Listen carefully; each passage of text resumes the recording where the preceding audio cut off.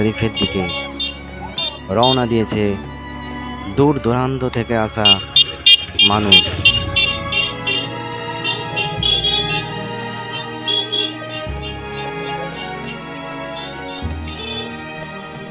তিন দিন ব্যাপী এই ইসালে সওয়াব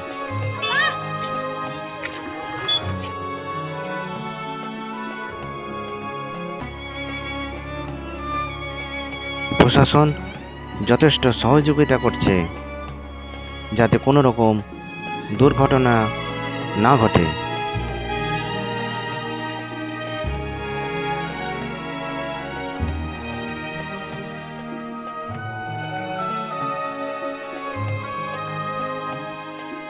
ডানকুনি হাউজিং মোড়ে গাড়ির পর গাড়ি ভক্ত মুরিদদের দেখা মিলল।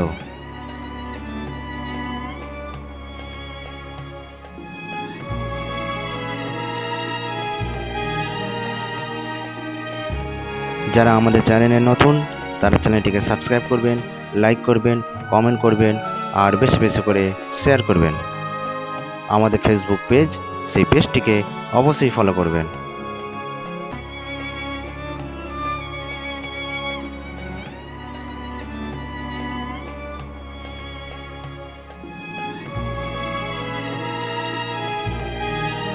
বিশিষ্ট সমাজসেবী মাহবুব ভাই তিনি কি বললেন সেটাই আমাদের চ্যানেলের মাধ্যমে তুলে ধরব।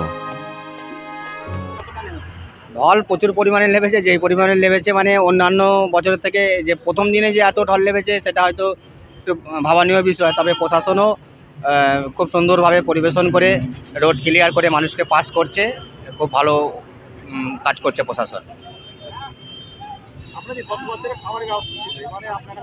এবছরও আমরা করেছি, আজকে বসতে পারিনি, আমরা কালকে থেকে শুরু করব। আজকে হয়তো বিকাল থেকে শুরু হতেও পারে, এরকম একটা ব্যবস্থা রয়েছে। রোড ভাঙার পরে না আমাদের যে জায়গাটা আমরা ক্যাম্পিং করতাম, তো তার ফলে একটু সমস্যা হয়েছে। যেহেতু রোড সম্প্রসারণ হচ্ছে, ব্রিজ হচ্ছে এখানে, এই ছোটো রাস্তা দিয়ে পাশাপাশি, আর ওই ক্যাম্পিং রোডের ওপরে করলে কি হচ্ছে, গাড়ি এসে দাঁড়িয়ে যাচ্ছে, যানজটের একটা বেশি সৃষ্টি হচ্ছে। যাতে সেই সৃষ্টি না হয় একটু আমরা পিছন দিকে ক্যাম্পিংয়ের ব্যবস্থা নিয়েছি। জল, খেজুর, বিস্কিট, বাতাসা, এই ধরনের বিভিন্ন শুকনো খাবারের মধ্যে আর জলের ব্যবস্থা এগুলো থাকবে। শেখ মাহবুব আলী, সোশ্যাল ওয়ার্কার।